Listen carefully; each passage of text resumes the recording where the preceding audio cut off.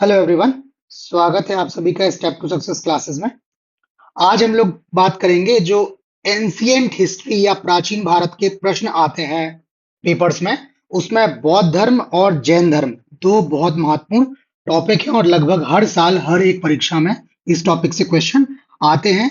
तो हम इस वीडियो के माध्यम से बौद्ध धर्म और जैन धर्म के जो भी सबसे महत्वपूर्ण तथ्य हैं जो परीक्षाओं में पूछे जाते हैं या जो आगे पूछे जा सकते हैं उनको डिस्कस करेंगे, डिटेल में डिस्कस करेंगे।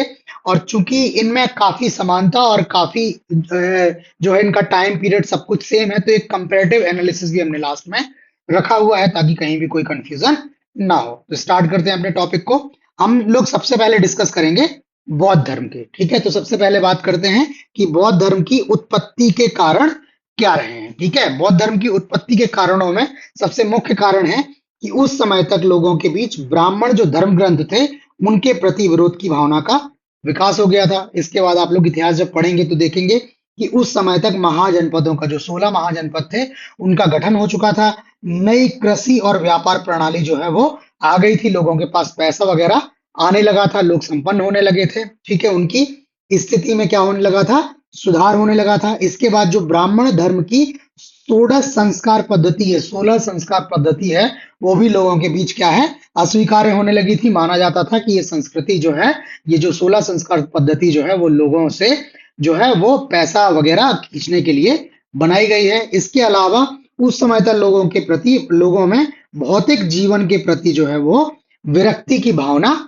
आने लगी थी और ब्राह्मणों की जो सत्ता थी उसको चुनौती देने वाली शक्तियों का भी उस समय तक उभार होने लगा था। तो ये सभी कारण जो मिलकर क्या करते हैं, ब्राह्मण धर्म का जब उद्भव हुआ तो उसके प्रचार प्रसार में इन्होंने बड़ी तेजी से योगदान दिया। ठीक है, तो बौद्ध धर्म की बात करें अगर तो इसके जो संस्थापक हैं वो गौतम बुद्ध हैं। ठीक है, गौतम बुद्ध ने जो है बौद्ध धर्म की स्थापना की और इनका जन्म जो है वो 563 ईसा पूर्व। ठीक है, ये डेट इंपॉर्टेंट है, इनका जन्म कब हुआ, ईसा से 563 वर्ष पूर्व हुआ। उसके बाद से जो हिंदू कैलेंडर होता है जिसमें चैत्र माह पहला होता है, तो चैत्र के बाद वैशाख आता है दूसरा माह, तो वैशाख माह की पूर्णिमा को इनका जन्म हुआ लुम्बिनी कपिल वस्तु में। ठीक है, और इनके पिता जो थे वो शाक्य कुल से संबंधित थे, तो इनका शाक्य कुल में जो है जन्म हुआ। इनके बचपन का नाम सिद्धार्थ था, इनकी माता का नाम महामाया और पिता का नाम जो है वो शुद्धोधन था। ये शाक्य कुल जो गढ़ था उसके ये मुखिया थे। ठीक है, और बुद्ध के जीवन में इनका जब जन्म हुआ तो इनके जन्म के कुछ ही समय बाद इनकी माता की मृत्यु हो गई। ठीक है, तो इनका जो पालन पोषण है वो इनकी मौसी है, माता की बहन प्रजापति गौतमी, उन्होंने इनकी माता की मृत्यु के बाद इनका पालन पोषण किया। आगे चल के 16 वर्ष की आयु में यशोधरा नामक स्त्री से इनका विवाह हो गया और विवाह के पश्चात इनको एक पुत्र प्राप्त हुआ जिसका नाम इन्होंने राहुल रखा। राहुल का हिंदी अर्थ ये मानते थे कि एक और बंधन। ठीक है, अच्छा, महावीर ये जो गौतम बुद्ध जी हैं, गौतम बुद्ध जी को लेकर एक भविष्यवाणी थी कि या तो बहुत बड़े राजा बनेंगे या बहुत बड़े संत बनेंगे। ठीक है, तो इनके पिता को चिंता रहती थी कि कहीं ये संत वगैरह सन्यासी ना बन जाए, तो इन्होंने इनका जो है वो संसार से इनका कनेक्शन जो है वो काफी कम था। हालांकि जब ये बड़े हुए तो इन्होंने घर के बाहर भ्रमण किया और बाहर भ्रमण करने पर इन्होंने जो है, जब ये भ्रमण करने के लिए तो निकले तो इन्होंने एक बूढ़े व्यक्ति को देखा, एक बीमार व्यक्ति को देखा, एक मृत शरीर देखा, एक शव देखा और उसके पश्चात सबसे अंत में इन्होंने एक सन्यासी देखा। और ये चार घटनाएं जो हैं इनके जीवन को, इन घटनाओं ने बहुत प्रभावित किया और जिसके पश्चात ये क्या कर गए, ग्रह का त्याग कर गए। जो आशंका थी कि ये बहुत बड़े सन्यासी बनेंगे तो इन्होंने जो है वो ग्रह का, ये संसार के दुखों को देखते हुए इनका ग्रह का त्याग कर दिया। तो ये चारों जो घटनाएं हैं इनका सीक्वेंस बहुत इंपॉर्टेंट है। ठीक है, ये क्रमशः पूछे जाते हैं। तो सबसे पहले इन्होंने एक वृद्ध व्यक्ति देखा, उसके पश्चात बीमार व्यक्ति, उसके पश्चात एक शव या मृत व्यक्ति और उसके बाद से एक सन्यासी को देखा। ठीक है, और इससे इन्होंने प्रभावित होकर 29 वर्ष की आयु में घर का त्याग कर दिया। ठीक है, और जब ये घर त्याग करके गए तो आगे के समय जब साहित्य बना तो इस घटना को महाभिनिष्क्रमण नाम दिया गया। कई बार पूछा जाता है कि महाभिनिष्क्रमण नामक घटना जो है वो बुद्ध के जीवन से किस तरह से क्या है, संबंधित है। तो महाभिनिष्क्रमण उस घटना को बोलते हैं जब बुद्ध अपने घर को त्याग करके तपस्या करने के लिए निकल गए। ठीक है, जब ये तपस्या के लिए निकले तो इनका प्रथम जो गुरु इन्होंने बनाया वो आलार कलाम को इन्होंने प्रथम गुरु बनाया अपने, जिनसे इन्होंने सांख्य दर्शन की शिक्षा प्राप्त की। यात्रा में आगे इनके एक और गुरु हैं, उनका नाम है रुद्र करामपुत्र, जो राजगीर में इनसे मिले, वहां पर इन्होंने इनसे शिक्षा दीक्षा ग्रहण की। ठीक है। उसके पश्चात ये ज्ञान प्राप्ति के लिए तपस्या में लग गए और 35 वर्ष की आयु में इनको वैशाख माह की पूर्णिमा को, ठीक है, इनका जन्म कब हुआ? वैशाख माह की पूर्णिमा को। इनको ज्ञान प्राप्त कब हुआ? वैशाख माह की पूर्णिमा को। कहां पर? बोध गया में, पीपल के वृक्ष के नीचे, निरंजना या फल्गु नदी के किनारे। ठीक है, ये सारी डिटेल जो है वो बहुत इंपॉर्टेंट है। ठीक है, पूछा जाता है नदी का नाम भी, वृक्ष का नाम भी, स्थान का नाम भी, इनकी आयु। तो ये इनको ज्ञान प्राप्त हुआ।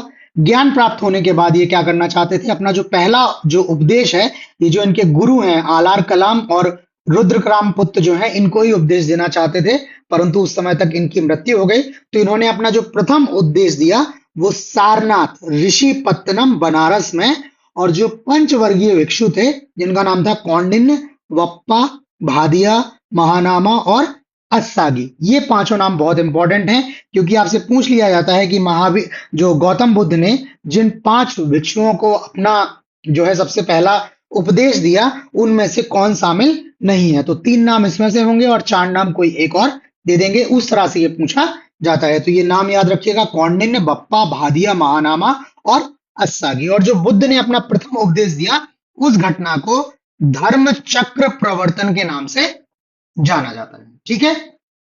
अच्छा, अगर बात करें कि बुद्ध के सबसे पहले शिष्य कौन थे, तो 2 शूद्र बंजारे हैं, तपस्सु और मल्लिक।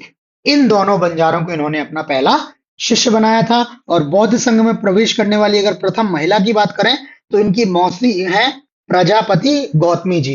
पहले बौद्ध संघ में महिलाओं का प्रवेश नहीं था, किंतु इनकी मौसी ने जो है इनको काफी मतलब कोशिश की कि ये बौद्ध संघ में महिलाओं के प्रवेश को अनुमति दें, और अल्टीमेटली जो है वो बौद्ध संघ में प्रवेश करने वाली पहली महिला इनकी मौसी है प्रजापति गौतमी। बाद में इनकी पत्नी जो यशोधरा जी हैं, उन्होंने भी क्या किया? बौद्ध संघ में प्रवेश किया। ठीक। इसके पश्चात 483 ईसा पूर्व को 80 वर्ष की आयु में कुशीनीरा देवरिया उत्तर प्रदेश में इनका क्या हुआ है? इनकी मृत्यु हुई है, इनको निर्वाण प्राप्त हुआ है।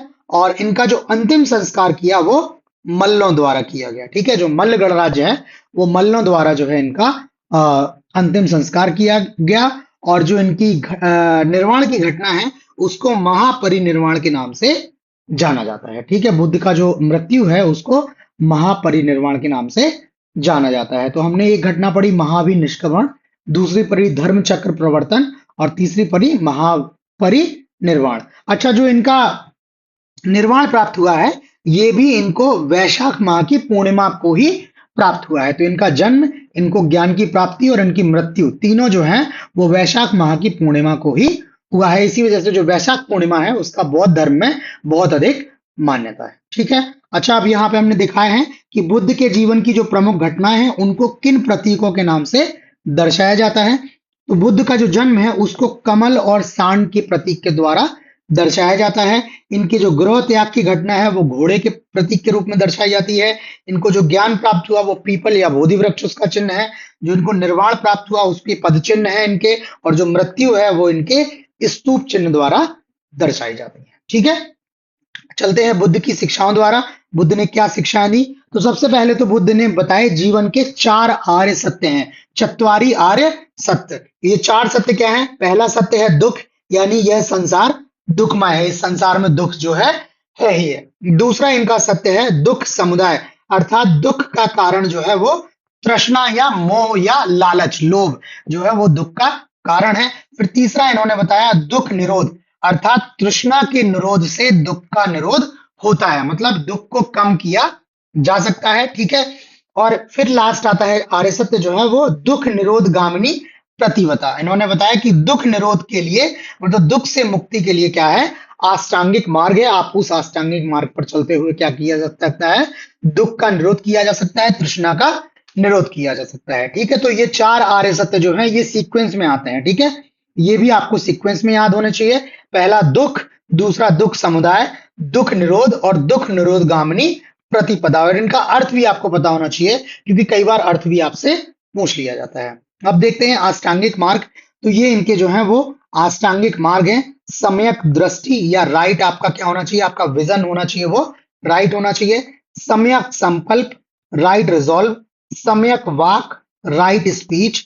सम्यक कर्मांत, राइट कंडक्ट। आपका जो कंडक्ट हो वो एकदम ठीक होना चाहिए, उसमें कोई भी तरह का जो है वो किंतु परंतु नहीं होना चाहिए। सम्यक आजीविका, राइट मीन्स ऑफ लाइवलीहुड।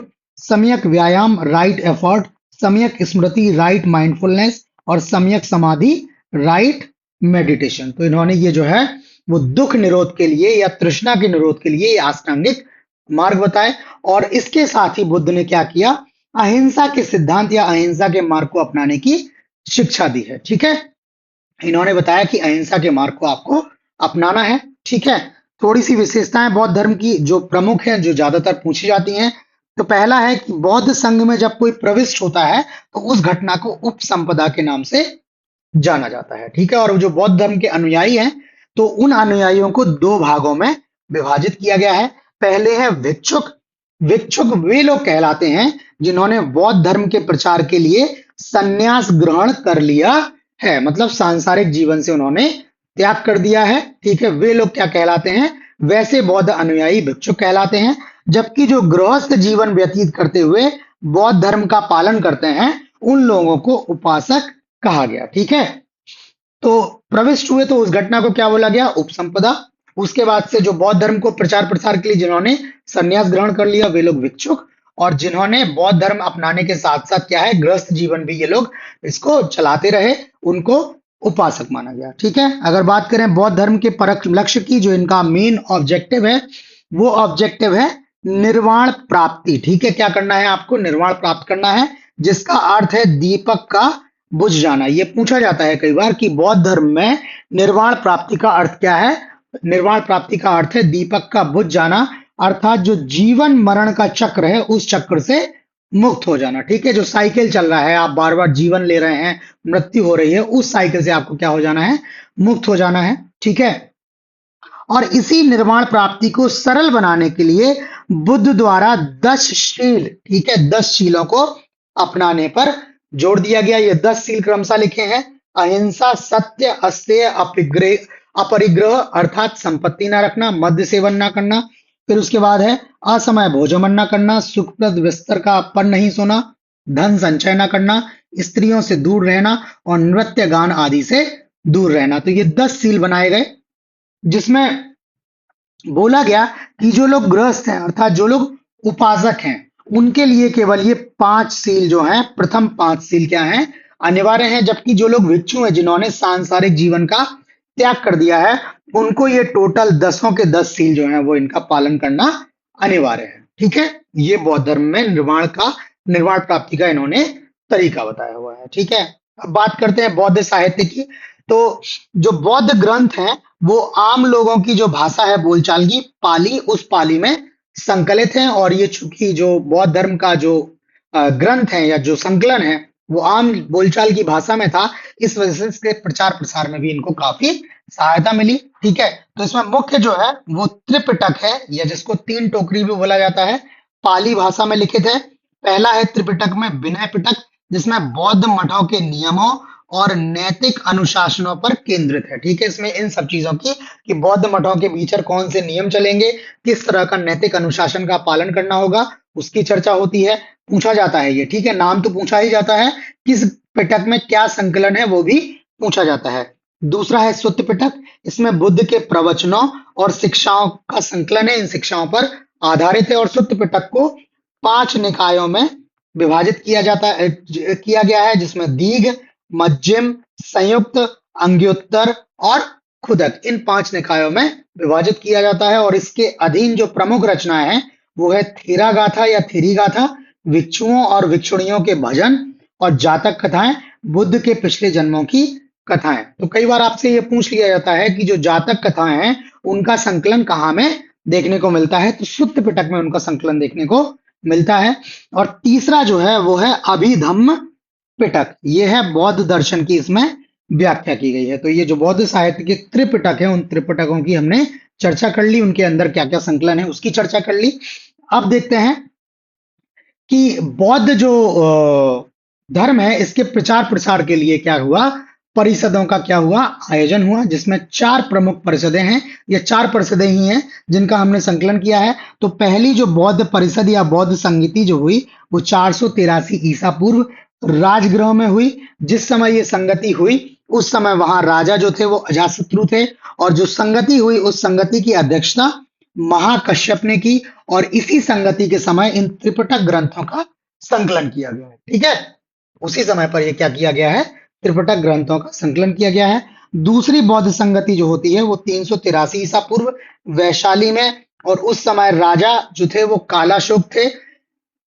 परिषद की अध्यक्षता सब्बकामी द्वारा किया गया, और इस समय जो है वो बौद्ध संघ का क्या हुआ, विभाजन होता है। ठीक है, तीसरी बौद्ध संगति जो है वो 255 ईसा पूर्व पाटलिपुत्र में, राजा अशोक अध्यक्षता, मोगल्लीपुत्तिस, और इन्होंने थेरावाद की व्याख्याएं जो है इसमें दी हुई हैं। चतुर्थ बौद्ध संगति जो है ये कुंडलवन कश्मीर में कनिष्क के काल में हुई, अध्यक्षता वासुमित्र ने की। और इस समय जो बौद्ध धर्म की दूसरी शाखा है महायान, उस महायान शाखा का गठन हुआ है। अभी हम लोग हीनयान महायान की बात करेंगे। ठीक है, तो ये चारों बौद्ध परिषदें हो गई। ये किस वर्ष में हुई, कहां पर हुई, किस राजा के कार्यकाल में हुई, इसकी अध्यक्षता किसने की, और इसका आयोजन जो है, आयोजन में क्या मुख्य बात सामने निकल के आई, ये सब जो है वो क्वेश्चन के फॉर्म में पूछे जाते हैं। इसलिए सारा हमने डिटेल टेबल फॉर्म में लिखा हुआ है, ताकि आप इजीली इसको पढ़ सकें, कहीं कोई कंफ्यूजन ना हो। साथ साथ आपको ये कंटेंट कैसा लग रहा है, आप प्लीज हमें अपना लाइक करके और कमेंट करके अपना फीडबैक अवश्य देते रहें, ताकि हम आगे भी इस तरह का और कंटेंट डेवलप करते रहें आपके लिए। ठीक है, अगला आगे देखते हैं। आगे क्या है, आगे है बौद्ध धर्म की शाखाएं। जो बौद्ध धर्म का विभाजन हुआ तो कौन कौन सी शाखाएं बनी, तो इसमें पहली शाखा है महायान। ठीक है, पहली शाखा है महायान, जो बुद्धत्व के मार्ग पर चलती है। जो बुद्ध की शिक्षाएं हैं उस मार्ग पर ये चलती है। ये लोग जो है अपने स्वयं पर केंद्रित ना होकर ये समाज के कल्याण पर ध्यान देते हैं। दूसरी शाखा है हीनयान, ये व्यक्तिगत निर्वाण के मार्ग पर चलती है। ये बोलती है कि आप अकेले निर्वाण प्राप्त कर सकते हैं। ठीक है, और ये उसकी ओर क्या करती है, ध्यान देती है। इसके अलावा एक और शाखा है वज्रयान, जो बौद्ध धर्म का तांत्रिक स्वरूप है, और जिसका मुख्यतः प्रचार प्रसार कहाँ हुआ, तिब्बत और भूटान में इसका प्रचार प्रसार हुआ। ठीक है, अगर बौद्ध धर्म की दर्शन की बात करें तो इनके 4 प्रमुख दर्शन हैं, जिसमें पहला है वैभाषिक, यानी सापेक्ष सत्य और अंतिम सत्य को मानते हैं। ये लोग जो मानते हैं रिलेटिव ट्रुथ जो है, और जो फाइनल ट्रुथ है, उसको ये दोनों को क्या करते हैं, मानते हैं। दूसरा है सौत्रांतिक।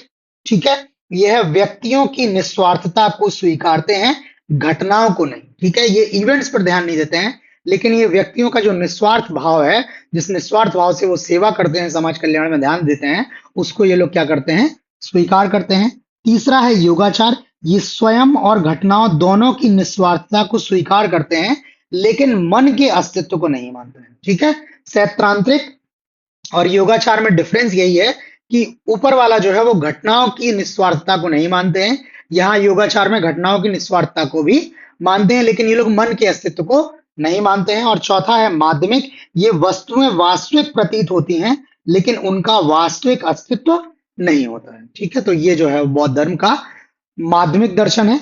ठीक है, और कुछ इंपॉर्टेंट पॉइंट्स जो बौद्ध धर्म के बारे में पूछे जाते हैं। पहले तो यह है कि बुद्ध ने जो अपने उपदेश दिए वो जन साधारण की भाषा पाली में दिए। ठीक है, इनकी उपदेश की भाषा जो है वो बहुत महत्वपूर्ण है, कई बार इसके बारे में पूछा गया है। ठीक है, उसके बाद बुद्ध ने जो अपने उपदेश हैं वो कौशल, वैशाली, कौशाम्बी और अन्य राज्यों में दिए, लेकिन उन्होंने अपने सर्वाधिक उपदेश जो है वो कौशल देश की राजधानी श्रावस्ती में दिए। ठीक है, उस समय आपने को ने 16 महाजनपदों की बात की कि उस समय गठन हो गया था, तो 16 महाजनपदों के पार्ट है ये कौशल, वैशाली, कौशाम्बी, लेकिन उन्होंने सबसे ज्यादा उपदेश कहाँ दिए, कौशल देश में, और वहां भी उनकी राजधानी श्रावस्ती में। और इनके जो प्रमुख अनुयायी शासक हैं वे हैं बिंबिसार, प्रसेनजित और उदयन।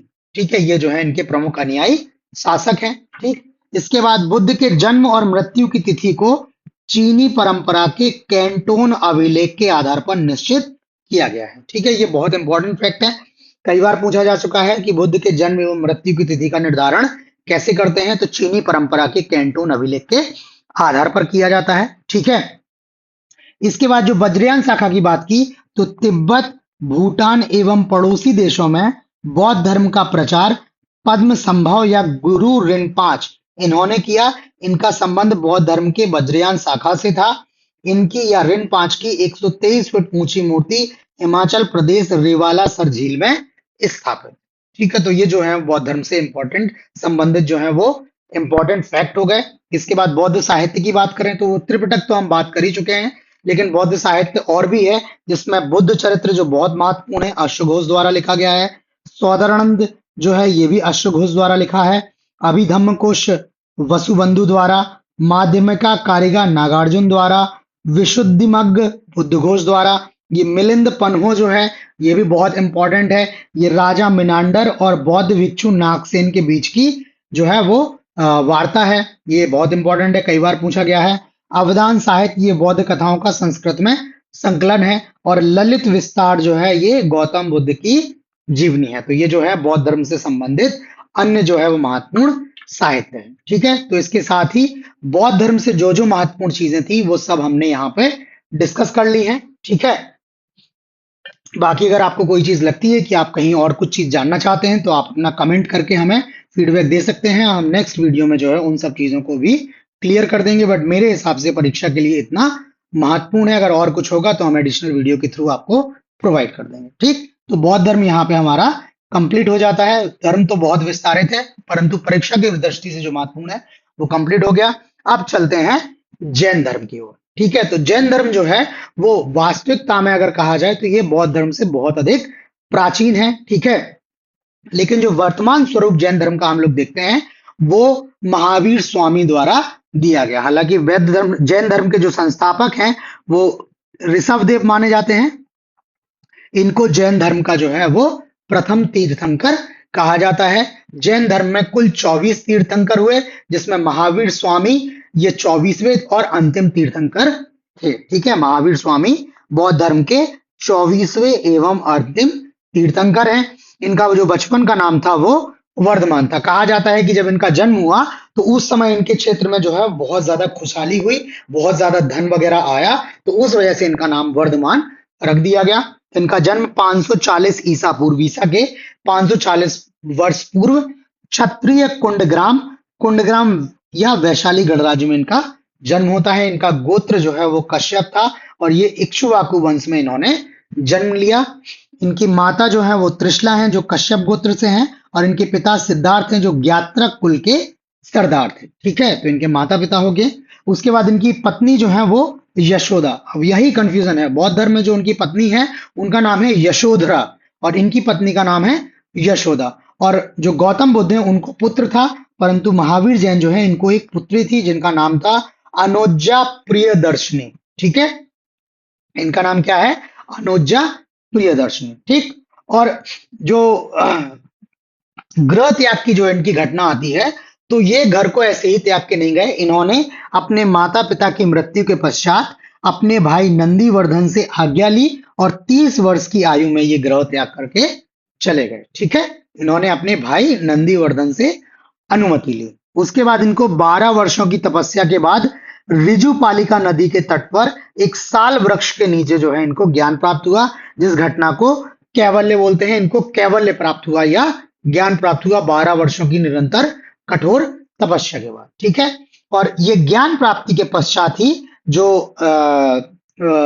वर्धमान है या महावीर हैं, इनको जिन या जिनका जो शाब्दिक अर्थ है विजेता, आहर्त या पूज्य, और निर्ग्रंथ यानी बंधन मुक्त, ये इनको कहा गया। ठीक है, तो महावीर जिन, और इसी जिन के आधार पर इस जन को हम लोग जैन धर्म बोलते हैं। ठीक है, तो ज्ञान प्राप्ति के बाद महावीर जिन या विजेता, आहर्त या पूज्य, या निर्ग्रंथ या बंधनहीन कहलाए। ठीक है, और उनको जो निर्वाण प्राप्ति हुई, जो इनकी मृत्यु हुई, वो 468 ईसा पूर्व में 72 वर्ष की आयु में बिहार राज्य के पावापुरी राजगीर में मल्लराज स्वस्ति पाल के राजप्रसाद या महल में इनकी मृत्यु हुई। ठीक है, इनकी ये मृत्यु की तिथि है, 72 वर्ष की आयु में इनकी मृत्यु हो गई।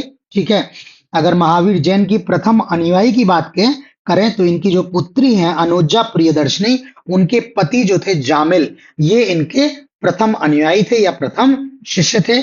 उसके बाद से प्रथम जैन भिक्षुणी की बात करें तो चंपा या आर्य चंदना जो नरेश दधिवाहन की पुत्री थी, ये प्रथम जैन भिक्षुणी है। जैन धर्म की भाषा की बात करें तो इनकी भाषा जो थी वो प्राकृत थी, अर्धमागधी, शौरसेनी और बाद में संस्कृत में भी जो है जैन धर्म की शिक्षाएं दीक्षाएं देखने को मिलती हैं। ठीक है। महावीर जैन की मृत्यु के पश्चात आर्य सुधर्मन जो है वो जैन संघ के प्रथम प्रधान बने और जैन धर्म के प्रमुख थेरा या मुख्य उपदेशक कहलाए। जो महावीर जैन है इन्होंने जन्म के समय ही इसको क्या किया था, संघ को 11 गणों में विभाजित कर दिया था, जिसमें आर्य सुधर्मन ही ऐसे हैं जो महावीर जैन की मृत्यु के पश्चात भी जीवित थे। ठीक है। और ये क्या है, मृत्यु के पश्चात जैन धर्म के प्रथम थेरा या मुख्य उपदेशक कहलाए। ठीक है। एक और इंपॉर्टेंट यहाँ पे जैन धर्म के कॉन्टेक्स्ट में टर्म है जिसको बोलते हैं सल्लेखना। ठीक है। ये सल्लेखना वो पद्धति है जिसमें जैन ऋषि निर्जल और निराहार रहकर प्राण त्याग कर देते हैं। ये लोग तब तक जल या अन्न का ग्रहण नहीं करते हैं जब तक कि इनकी मृत्यु ना हो जाए। जब आप लोग मौर्य काल पढ़ेंगे तो उसमें आपको दिखेगा कि चंद्रगुप्त मौर्य ने सल्लेखना पद्धति से ही जो है मृत्यु को स्वीकारा हुआ था। ठीक है। अब देखते हैं जैन धर्म में निर्वाण प्राप्ति के मार्ग क्या है। ठीक है। तो इन्होंने निर्वाण प्राप्ति के मार्गों को क्या बोला, त्रिरत्न बोला। ठीक है। ये त्रिरत्न क्या है, सम्यक दर्शन या श्रद्धा, सम्यक ज्ञान और सम्यक आचरण या चरित्र। ये जैन धर्म के क्या है, त्रिरत्न है। ठीक है। सम्यक दर्शन या श्रद्धा, सम्यक ज्ञान और सम्यक आचरण या चरित्र। ठीक है। और इन त्रिरत्नों की प्राप्ति के लिए इन्होंने क्या बोला, 5 महाव्रत बतलाए। वो 5 महाव्रत क्या है, अहिंसा या नॉन वायलेंस, सत्य ट्रुथ, अस्तेय नॉन स्टीलिंग, ब्रह्मचर्य सेलिबेसी और अपरिग्रह नॉन पजेशन अर्थात भौतिक वस्तुओं का त्याग। तो इन्होंने निर्वाण प्राप्ति के लिए त्रिरत्न और त्रिरत्नों की प्राप्ति के लिए ये 5 महाव्रत जो है इन्होंने बताए हुए हैं। ठीक है। वैसे अब आगे चलते हैं। जैसे बौद्ध धर्म में संगति हुई वैसे ही जैन परिषदों का भी आयोजन हुआ। 2 जैन परिषदों का आयोजन हुआ। पहली जैन परिषद का आयोजन ईसा से 300 वर्ष पूर्व पाटलिपुत्र में, और इसके अध्यक्ष जो थे वो कौन थे, स्थूलभद्र थे। जबकि द्वितीय जैन परिषद का आयोजन 6वीं शताब्दी में वल्लभी में, और इसके अध्यक्ष जो थे वो थे क्षमा श्रावण। ये जो है दूसरी जैन परिषद हुई। जैन धर्म के अभी विभाजन हुआ आगे चलकर। जैन धर्म में विभाजन के बाद 2 मत निकल के आए। पहला है श्वेतांबर, इसमें साधु और साध्वी जो हैं वो सफेद वस्त्र पहनते हैं, और इसके जो प्रथमाचार्य या संस्थापक थे ये स्थूलभद्र थे।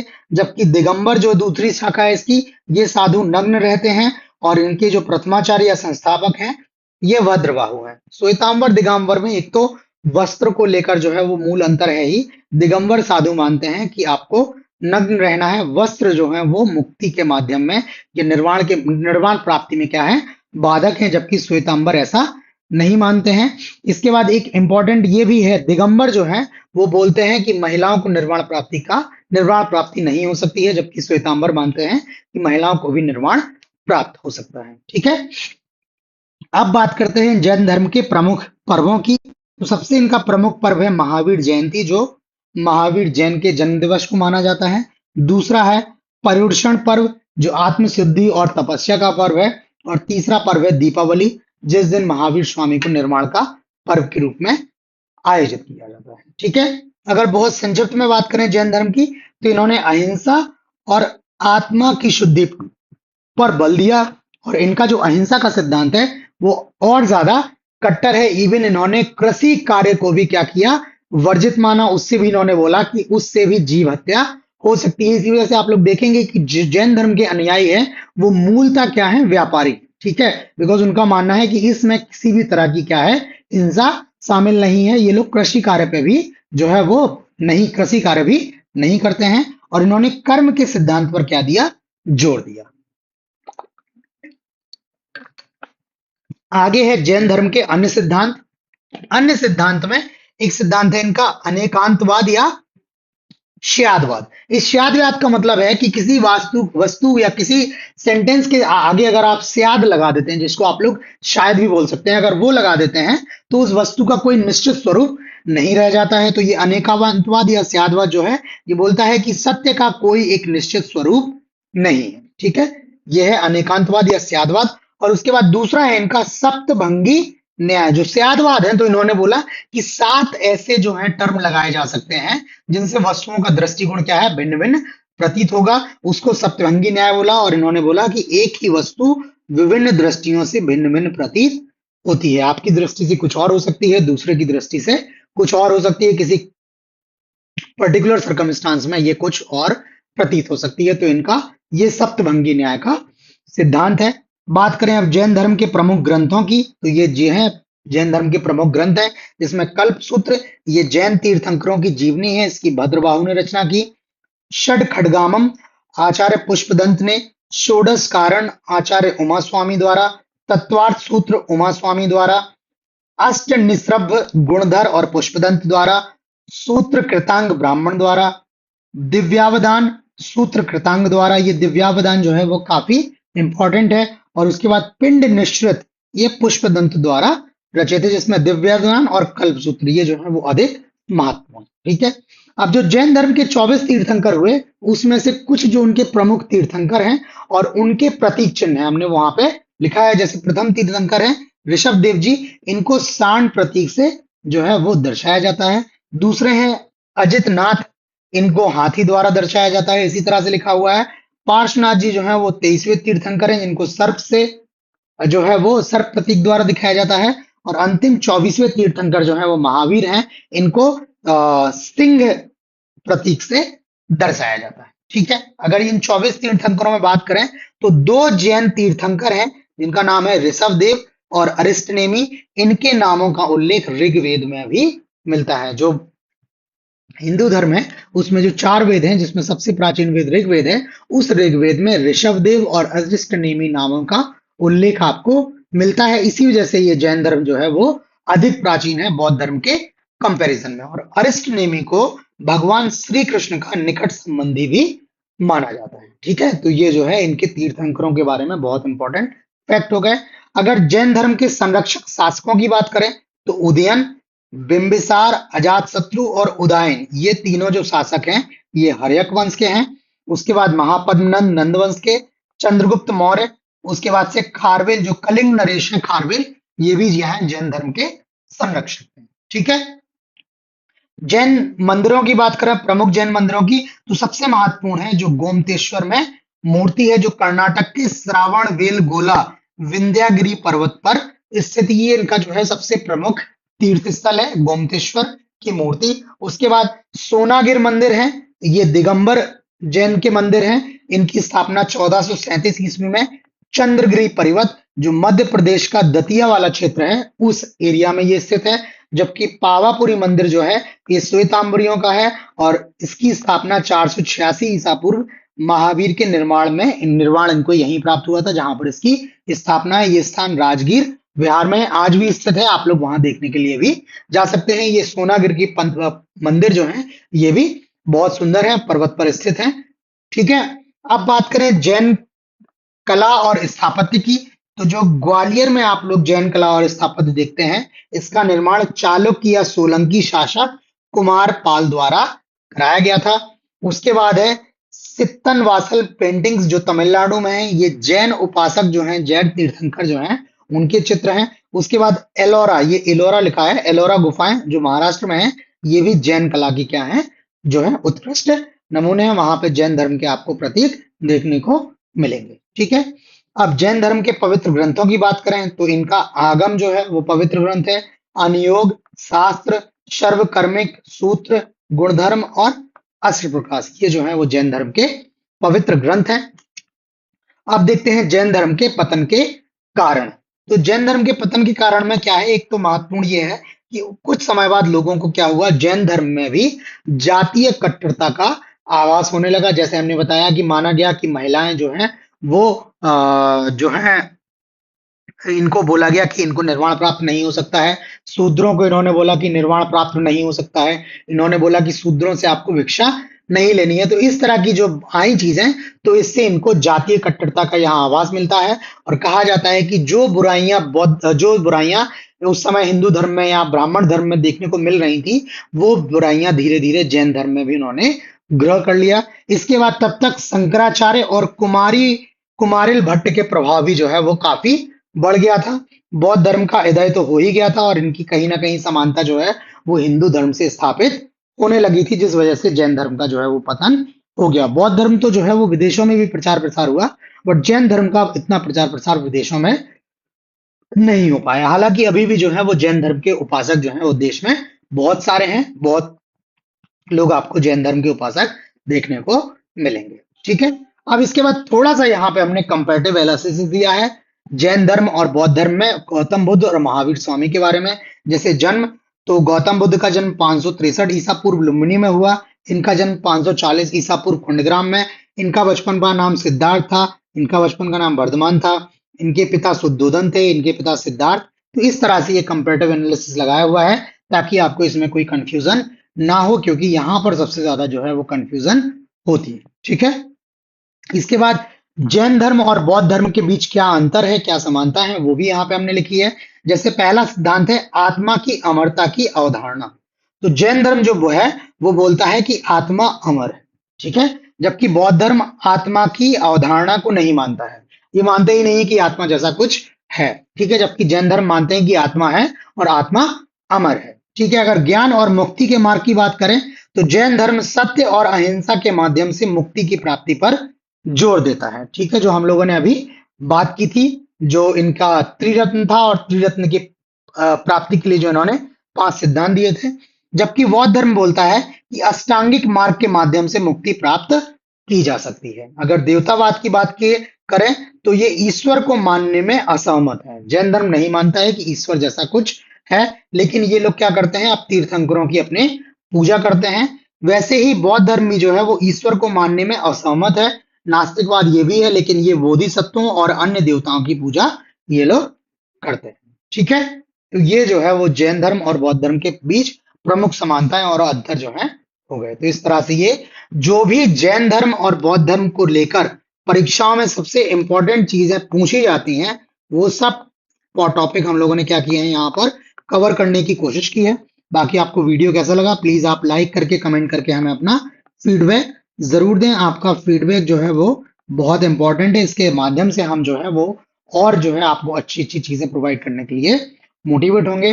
बाकी नए हैं, आपने चैनल सब्सक्राइब नहीं किया है तो चैनल सब्सक्राइब करके नोटिफिकेशंस ऑन कर लें ताकि आपको नए अपडेट्स टाइमली मिलते रहें। इसके साथ ही आप टेलीग्राम और व्हाट्सएप के माध्यम से संस्थान से जुड़ सकते हैं। ठीक है, तो आज इतना ही। बाकी नए टॉपिक के साथ जल्द मिलते हैं, तब तक के लिए धन्यवाद।